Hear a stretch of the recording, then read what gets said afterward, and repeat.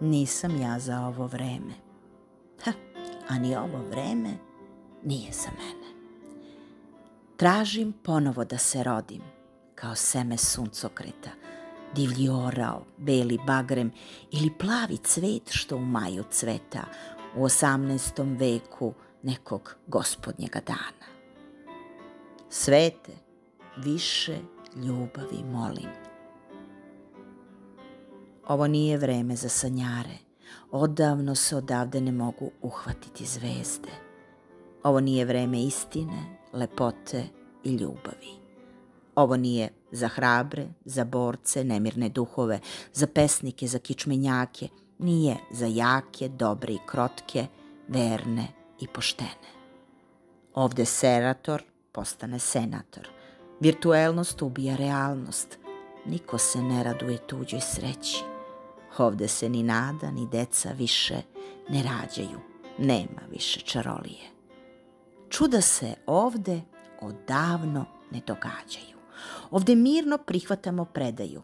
Ovde su oči uprte u hleb, svi smo ludi, ali se niko više brašnu ne smeje. Ovo je vreme nemira i brige.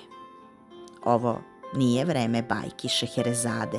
Majke više ne čitaju deci pre spavanja mirišljave stare knjige. Ovo nije vreme za hrabre, za borce i ratove. Niko više ne deli medalje za pretrpljene strahove. Ovo je vreme za izdaju i prevaru, prazne reči i priče, jeftinih ljudi i skupih telefona, izmišljotina i korupciju. Ne, nisam ja za ovo vreme.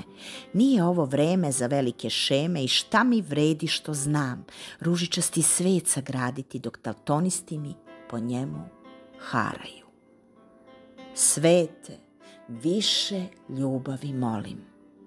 U meni snaga, strpljenje i strast, promeniti svet, sve mere opreza i granice upozorenja.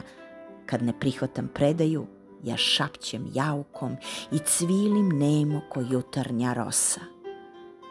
Kad me život nažulja, znam skinuti cipele i produžiti dalje bosa.